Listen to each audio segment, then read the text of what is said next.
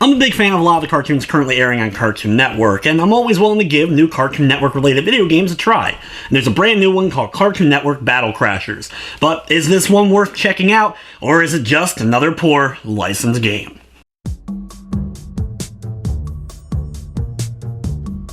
Battle Crashers is a relatively simplistic beat-em-up style of game, featuring 6 different cartoons being represented with a total of 6 different playable characters. You have the likes of Adventure Time, Steven Universe, Regular Show, Uncle Grandpa, Clarence, and Gumball. Each world in the game representing a different cartoon has 2 main levels to it, and then a boss encounter. You pretty much just work your way from left to right and beat up wave after wave of the same enemies. There's a total of about 5 different styles of enemies, and you're going to be battling the same ones repeatedly throughout the course of the game. Each character has their main attack with square, the ability to jump and you can attack while in the air, a triangle move which will have to be refilled before you're able to use it again, and then also one alternate move. Some of this can be either switching of weapons if you're playing as Finn and Jake, or being able to do a dash move if you're playing as Mordecai and Rigby.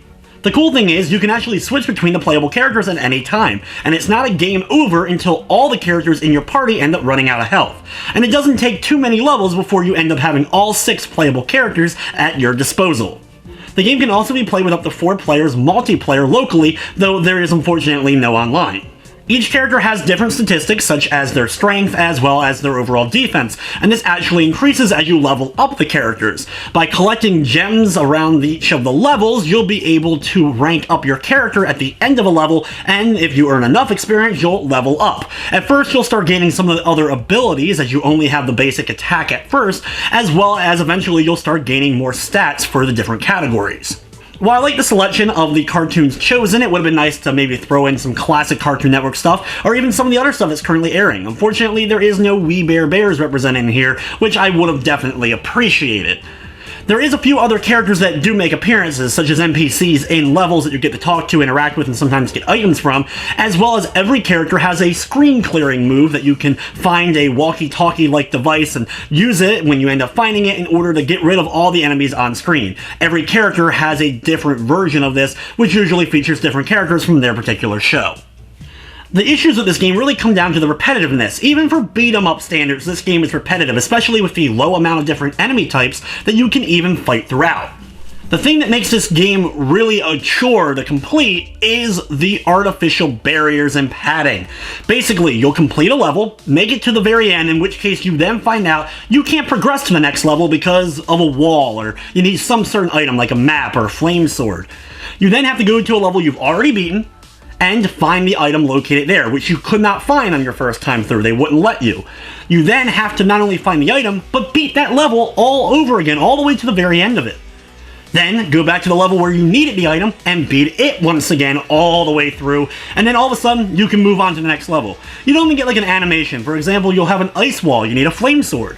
Well, you go get the flame sword and you don't even use it on the ice wall. It's automatically used and the wall just disappears, and you can move on to that next level that way.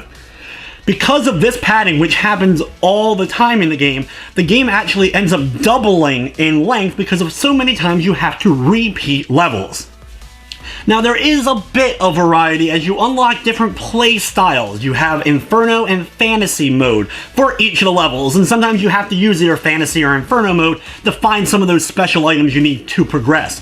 But all it does is have you play through the same level, except in Fantasy mode you auto-heal, as well as all the enemies auto-heal as you're playing through, which is a really weird idea for a level style.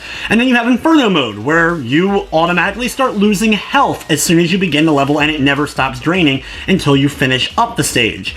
Really not that enjoyable of a style of level in the long run. There's also hardcore mode that you do unlock, which is basically hard mode for the game once you do complete the main story.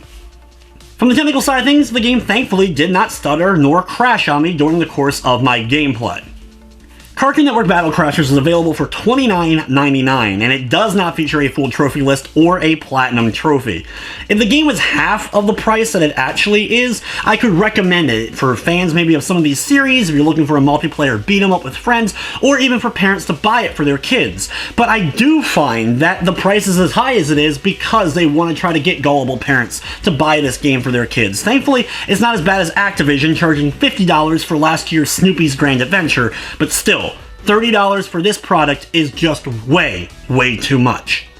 With everything said, I'm going to be giving the game a 4 out of 10. But anyway, guys, that's going to wrap up this review. I'd like to thank you for watching, and of course, I hope you enjoyed.